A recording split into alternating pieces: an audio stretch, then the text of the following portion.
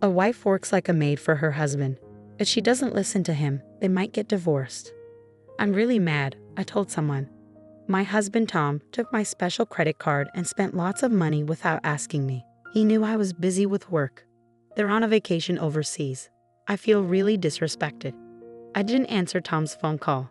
Instead, I started planning how to get back at him. I'm Holly Smith. I used to be a famous actress in the USA. People all over the world loved me, and I even made it big in Hollywood. I was famous for many years. But then I got married to Tom, who used to be my manager and helper. He took care of everything for me, from my health to my personal life. He's still helping me with my fashion stores now. I quit acting 10 years ago when I was 21. When I decided to stop acting while I was still really famous, it caused a big stir in the media. Fans were coming to my house, and I was getting tons of letters begging me to keep going. Despite all the gossip and rumors, Tom and I got married happily, and everyone was supportive. Just before I quit acting, I started my own fashion brand. Now, Tom works for me in finance, and I focus on running the business, making sure our models do well. Everything seemed great, but lately Tom's been acting strange. He looks tired and defeated all the time at home. Tom, what's going on? You don't seem yourself. Is something wrong at work? I knew he didn't like talking about his problems, so I always checked in on him. It could be tiring, but he always helped me with my problems too, so I didn't mind. Even though I often felt annoyed, I always valued Tom's efforts.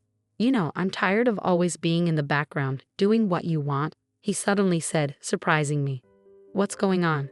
You've never said anything like this before. I responded. Tom would sometimes vent his frustrations at me, but it was because he was stressed from work. He acted tough at his job, so maybe he had nowhere else to let off steam.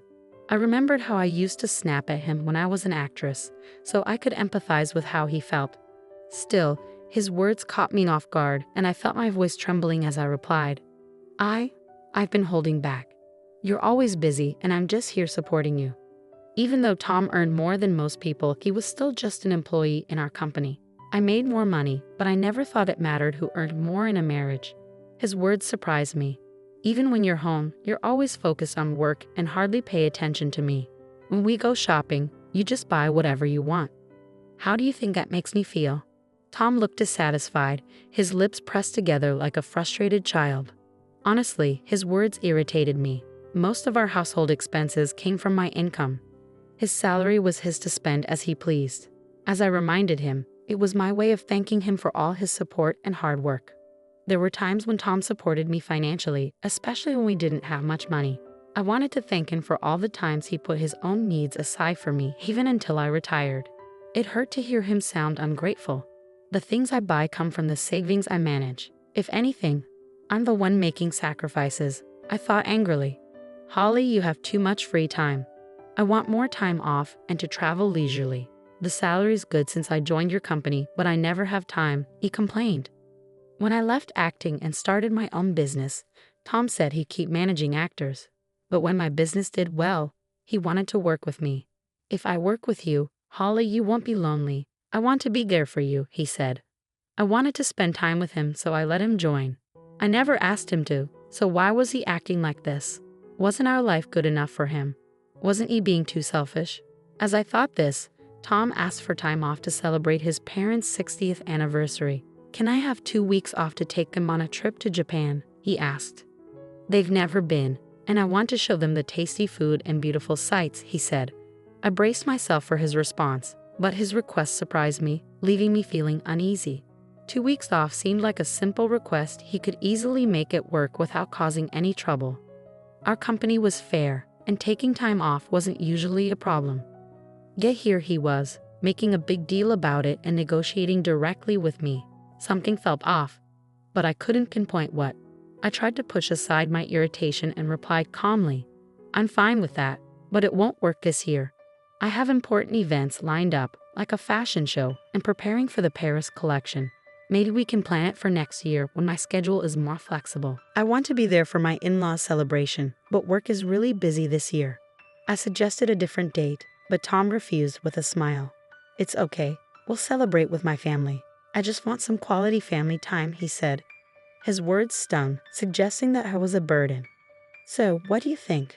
Don't I deserve some time off too? Tom often spoke without thinking, and while it was one of his flaws, I accepted him as my partner, flaws and all. But I couldn't ignore how his words hurt me, even if he didn't mean it. Why does he talk to me like this? Doesn't he care about me? As I pondered, Tom interrupted. Hey Holly, are you listening to me? I owe a lot to Tom's parents. Even though I couldn't visit them often because of work, Tom's parents always treated me like their own daughter and praised my work. We're so lucky to have such a wonderful daughter, his mother said when I married into the family, and his father celebrated our marriage with joy. It was their 60th anniversary celebration, and I understood their desire to celebrate it this year. But how could I agree happily after being spoken to like that? It doesn't matter to me, take 1 week or 2, do as you like. I couldn't hide my anger and let it show. This seemed to upset Tom. He got up, visibly upset, and left the room without a word. We had been sleeping in separate bedrooms due to work, and from that day until his trip, we didn't see each other at all. Is that really true? Isn't your husband being too harsh?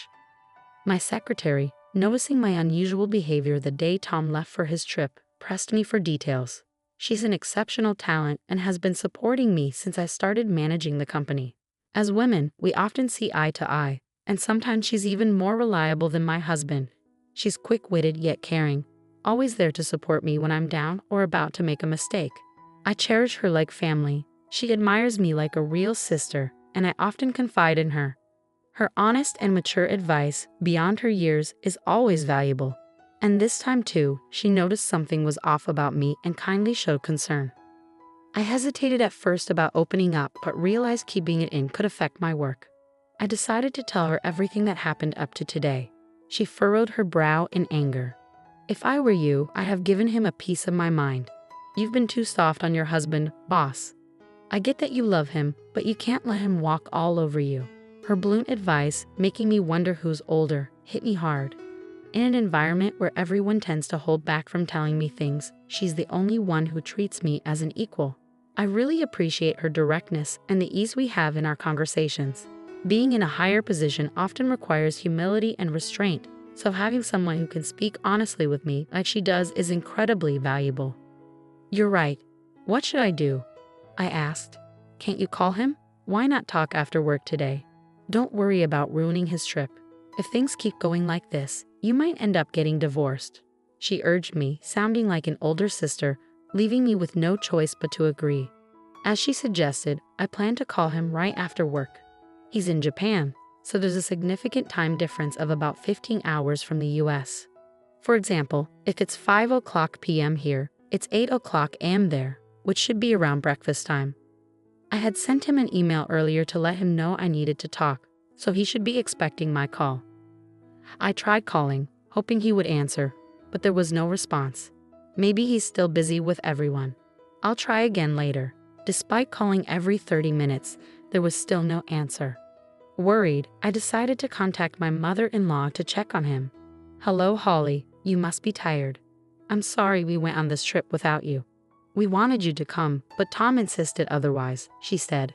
I knew Tom's mother used to be strict, but now she's much more caring and always worries about my busy schedule.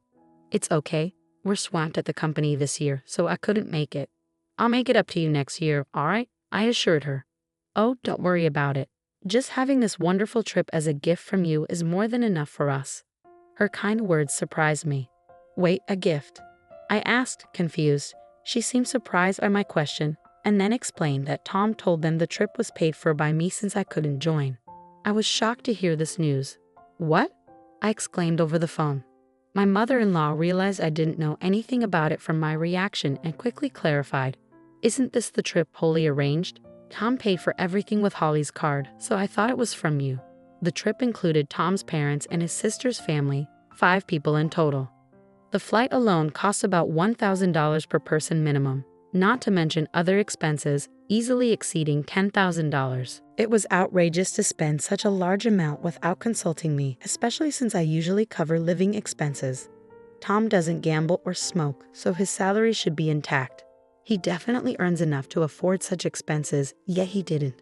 With him not answering my calls, my anger started to boil. My mother-in-law noticed my distress and spoke with concern. Holly, are you all right? We'll reimburse every cent. Tom insisted on covering everything, which seemed strange to us. My husband and I decided we'll repay you later. We miss you and plan to visit soon. This trip might have been a mistake. With these words, my mother-in-law tried to reassure me. You're not to blame. It's also your 6th celebration, so please use that money for your enjoyment. I'll make sure Tom pays you back, but could you tell me more about how the trip was planned? I'm curious about what Tom was thinking. It dawned on me that this trip must have been meticulously planned months ago, and Tom was using me without my knowledge. In that moment, suspicions about him started to creep in. Then my mother-in-law shared a shocking revelation. The trip was actually suggested by Tom's sister and her husband. To my surprise, it was Tom's sister and her husband, who had always criticized me, who initiated the trip. Tom's brother-in-law, an executive at my rival company, he looked down on me for being a female CEO because of his pride. Tom never stood up to his sister. The sight of Tom being so attentive to someone other than himself, especially M, must have caught my sister-in-law's attention, even though she's always had Tom under her thumb. I couldn't stand the fact that she could be offended by just a slightly friendly gesture from Tom. With their strong rivalry, my sister-in-law and her husband disliked me, and I tried my best to avoid dealing with them as much as possible. The couple, always competitive and disliking me, planned this trip, possibly convincing Tom to pick a fight and exclude me. They waited for the right moment to bring Tom along as a source of money. I'm sorry, I didn't know anything. Tom told me you were busy and asked us not to contact you directly. If my unsuspecting in-laws and I were to communicate, it would reveal the plan, potentially causing problems in our marriage. To prevent this, Tom had to restrict his parents' actions in advance. For my in-laws, who didn't understand how busy I was, Tom's advice was final. They decided to follow his instructions and express their gratitude when they returned. Holly, did you give Tom a card or something? He was paying with a black card I've never seen before, my father-in-law asked, sounding hurried as if he had been eavesdropping. He brought up something that had been on my mind the moment he mentioned a black card. I checked my safe. The black card he referred to was the company's crucial black card, accessible only by Tom and me, who knew the safe's password. I never imagined Tom would stoop to embezzlement, but the card that should have been there was missing. With Tom overseeing finance, it was easy for him to manipulate records and misuse company funds. When I realized this, my anger reached its peak, and I shared the story with my in-laws. They must have been shocked. My mother-in-law turned pale and panicked, saying, "What should we do? Are we involved in this embezzlement? We'll return with Tom immediately. We're just as guilty as he is, even if unknowingly. We'll face the consequences once we're back." My father-in-law, a man of strong responsibility, said. I shook my head, rejecting his words. This was all orchestrated by Tom's sister's family and Tom himself. My in-laws are not to blame. They were just manipulated by Tom. They're not at fault, but I can't let them off the hook. We don't need punishment, but could you help me with something? I've turned a blind eye to Tom's actions until now, and that's my fault. He's taking advantage of me, thinking he can get away with just an apology. This isn't just a marital issue, it's a company issue. We need to teach him a lesson. All right, we'll do whatever we can to help. So we began plotting a revenge plan. I was surprised by my own cunning, but my love for Tom had died. Now only hatred and anger surged through me. Initially, my in-laws were hesitant about this drastic plan, but they also felt responsible for Tom as his parents, and eventually they resolved to support me. As parents, they agreed to be my allies. Amidst this discussion, Tom unexpectedly called. I ended the call with my in-laws and answered Tom's. What's up? We're enjoying a family-only trip. So what's this important talk about? Tom's sarcastic tone only fueled my irritation. You took your time calling. Did you go a little wild, huh? No way.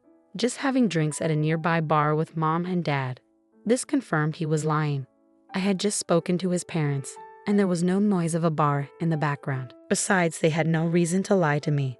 His words erased all the time and trust we had built, and my feelings for him cooled entirely. Oh, really? By the way, Tom, you haven't been tampering with the company's expenses, have you? His demeanor instantly changed at my unexpected question.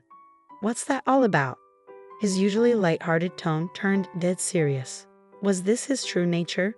Seeing his attitude shift as if he now saw me as an enemy, I faced him with equal firmness. Just checking since there will be an audit at the company soon. Are you suspecting me? His defensive reaction betrayed his guilt. I couldn't help but chuckle at his feeble response. What's the matter? I was just asking. And now you're talking about suspicion. Have you done something wrong? No, anyway, the house better not be a mess when I get back, okay? Realizing he was only making himself look more suspicious, he quickly changed the subject. His actions only served to raise more suspicion. I almost found his foolishness impressive. Who knows? I've been busy with work too. Cut me some slack. I hate returning to a dirty house full of bugs. They say a wife is her husband's maid. Disobey and it's divorce. Even our executive says that to his wife. Looks like I might have to do the same, huh? You wouldn't want that, so keep the house clean. I had never seen him get along with the executive. His current words were likely his own thoughts, but aware of his weaker position, he used the third person to express them. His pitiful attempt made me sigh. Sure, I'll keep that in mind. There was no need for further conversation. Tom clearly looked down on me, even resorting to embezzling company funds. Embezzlement is a serious crime, and I could report him to the police. No mercy, even for a spouse. But that alone wouldn't satisfy me. After ending the call with Tom, I immediately made a certain phone call. The next day, while busy preparing for the fashion show, I was bombarded with calls. Of course, it was Tom. I noticed his calls late at night while I was out for a reason, accompanied by my secretary. Luckily, she was driving, so I answered Tom's call. You're late. What have you been doing? His voice was more agitated than I'd ever heard, surprising both my secretary and me, who were listening on speaker. What do you mean? I was working. Did you do something yesterday? Do something like what? Don't play dumb. Tell me the truth. What did you do? Tom was in complete panic, and in the background, I could hear several Japanese men confronting him, along with my sister-in-law and her husband. Sounds noisy. Is everything okay? No, it's just... Tom, who had been blustering, suddenly began to stammer. He realized that admitting anything would put him in a very disadvantageous position. His odd behavior prompted me to reveal what I had done the day before, as it was time to make him taste despair. Too bad, Tom. You were supposed to be having a blast in Japan. But it seems your dream turned into a nightmare overnight. Huh? But it's what you deserve for misusing someone else's money. You did something, didn't you? As he reacted strangely, I disclosed my actions from the previous day. I reached out to the president of the credit card company I had a long-standing relationship with, even though it was after hours. He agreed to assist me immediately. He promptly suspended the company's credit card. When a credit card is misused, the company isn't obligated to pay the store, leaving the store at a loss. However, since Tom had arranged to pay the entire bill at checkout, with the card blocked, he couldn't settle the payment and was now facing interrogation by the hotel receptionists. Tom, Mom, and Dad have already checked out. The taxi I arranged for them has left with them. So there's no one coming to pick you up. My sister-in-law, feeling trapped, bombarded Tom, asking what to do next. Hearing this, Tom panicked even more and directed his anger at me. How could you do this and think it's okay? Are you ready for a divorce? Fine. I'd rather not be married to someone who embezzles company funds. I've already spoken to a lawyer, and we're proceeding with divorce proceedings. What? Tom was visibly shaken by my calm demeanor. I've overlooked so much of your behavior, Tom. There was a time when you supported my work, and I appreciated that. But I've reached my limit. My patience has run out. That can't be. Realizing he was in a dire situation, Tom finally understood my anger and let out a pitiful cry.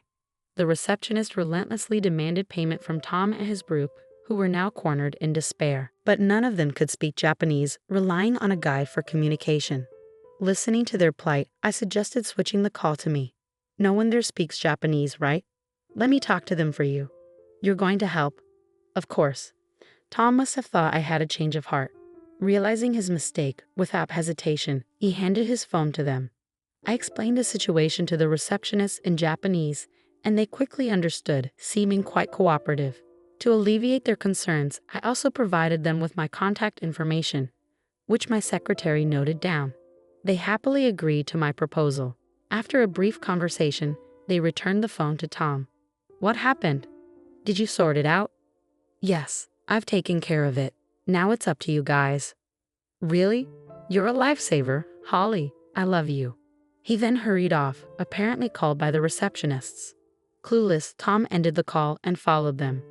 Are you sure about this? It probably won't end well. Exactly. It's perfect for them to experience some hardship. An hour later, as expected, I received a barrage of calls from Tom again. When I answered, Tom's voice was filled with pitiful anguish. Holly, what's happening here? Where are we? Explain yourself and come help us right now.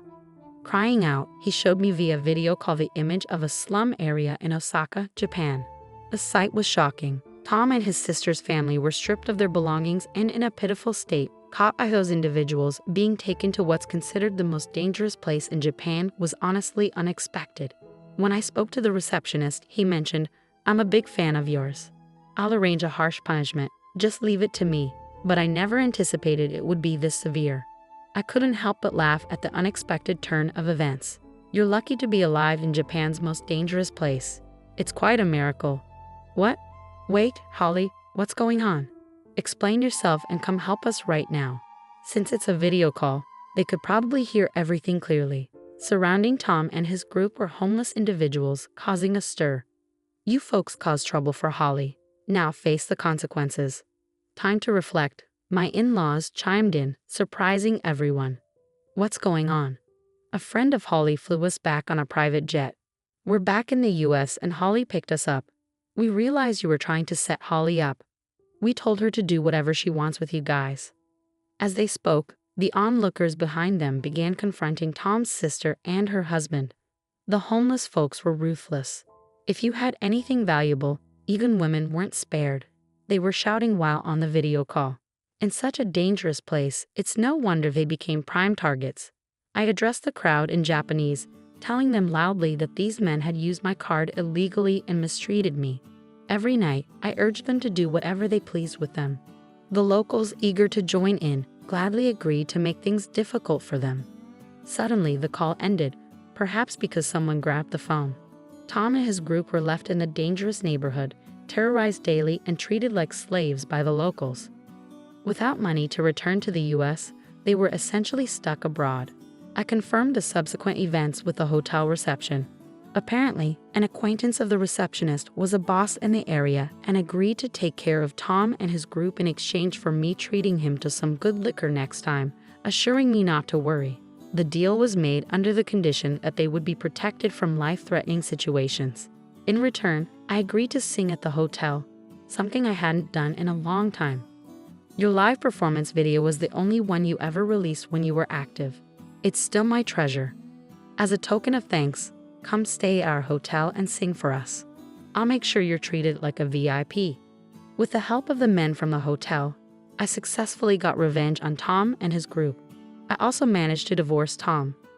I felt rejuvenated and have been enjoying life with my in-laws. Tom's sister and her husband were fired for unexcused absences from work. Their phones were taken by the locals, leaving them without a means to contact anyone. My in-laws explained the situation well, so it didn't become a police matter, and no one seemed to care about them. Thus, my ties with Tom were completely severed. Since then, I've been focusing on work and living a happy life. Occasionally, I check on Tom and his group through the receptionist. They're still enduring harsh conditions, but I don't feel any sympathy for them. I asked for their lives to be spared, and now I'm relishing my life to the fullest.